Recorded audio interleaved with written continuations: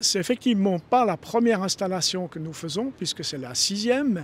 Par contre, c'est un événement un peu spécial, puisqu'on fait une installation photovoltaïque pour une propriété par étage, c'est-à-dire une PPE, où il faut que lors de l'Assemblée générale, tous les locataires ou propriétaires acceptent de mettre ces panneaux photovoltaïques. Novosolis est une société anonyme entièrement aux mains de la ville de Nyon, qui a été créée à la fin des années 2020 pour mettre des panneaux photovoltaïques sur les grandes toitures, généralement plus de 300 à 350 mètres carrés.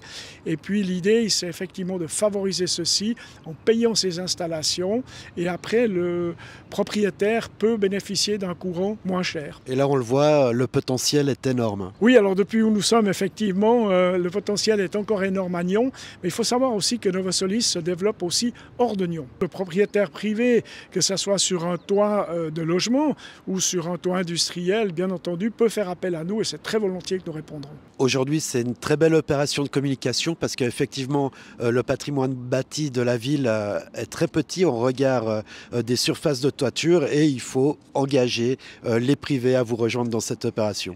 C'est indispensable. On doit être aux alentours aussi toujours de ce chiffre de 20% de toiture en main communale, de 80% de toiture en main privée. Et donc effectivement, il est indispensable que les propriétaires privés s'engagent et la municipalité est là pour les accompagner, pour les aider, pour trouver des solutions, y compris qui vont jusqu'à investir à leur place pour poser ces panneaux. En termes de politique publique, qu'est-ce que vient compléter ce projet Novosolis ? Avec la production des panneaux photovoltaïques sur l'ensemble du territoire nyonnais, ça couvre environ 10% des besoins de la ville de Nyon en termes d'électricité. Donc ça vous montre encore tout le travail qui est à accomplir pour être autonome en électricité. On n'y arrivera pas à 100%, c'est d'ailleurs pas l'objectif, mais c'est d'augmenter cette part qui devrait atteindre dans quelques années les 30%. 30% correspondant à la consommation électrique actuelle.